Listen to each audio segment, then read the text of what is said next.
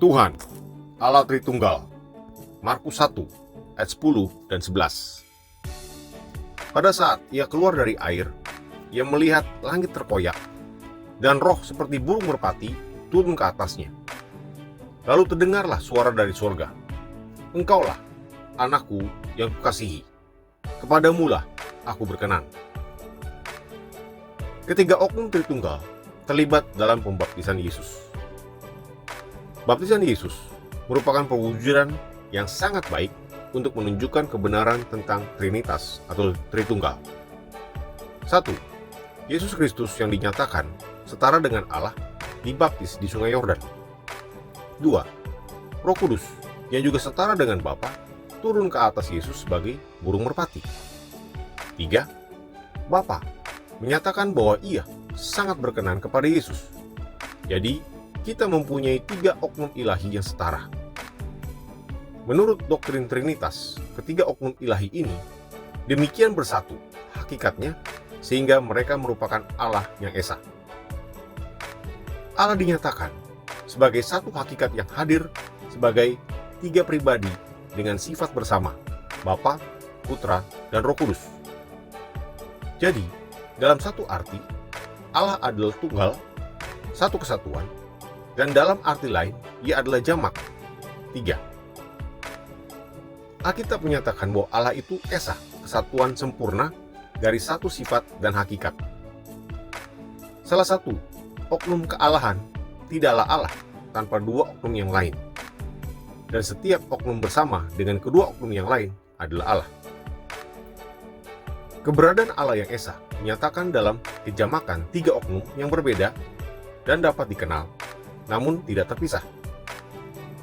Ketiganya ini bukanlah 3 Allah, bukan pula 3 bagian atau manifestasi Allah, melainkan 3 oknum yang bersekutu sedemikian eratnya sehingga ketiganya benar-benar merupakan Allah esa yang sejati dan kekal.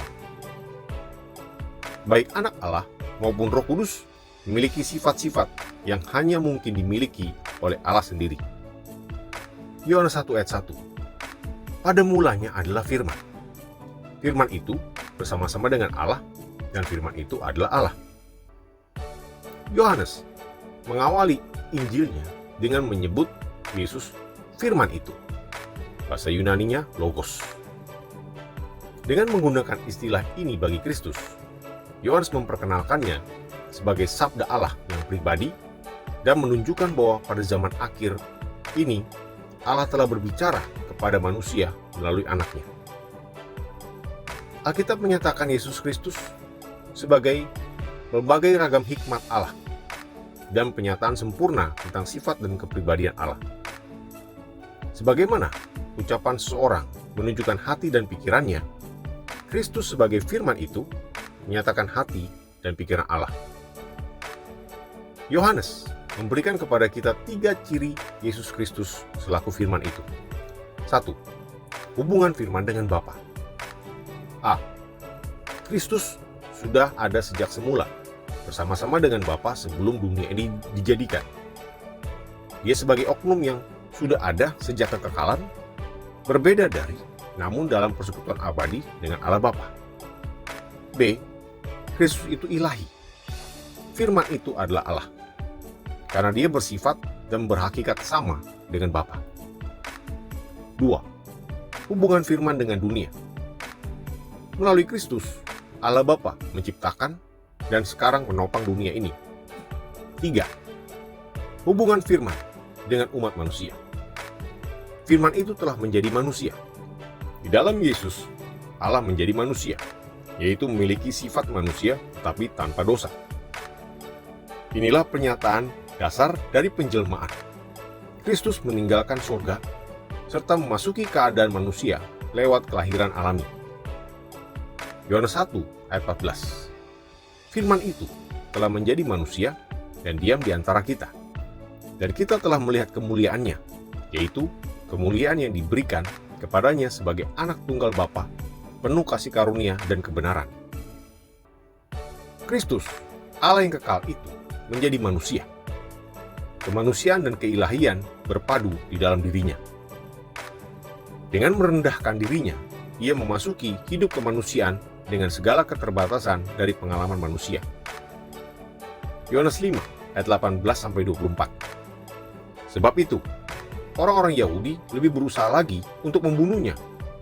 Bukan saja karena ia meniadakan hari Sabat, tapi juga karena ia mengatakan bahwa Allah adalah Bapanya sendiri, dan dengan demikian menyamakan dirinya dengan Allah. Di dalam nas ini, Yesus membuat beberapa pernyataan yang mengejutkan.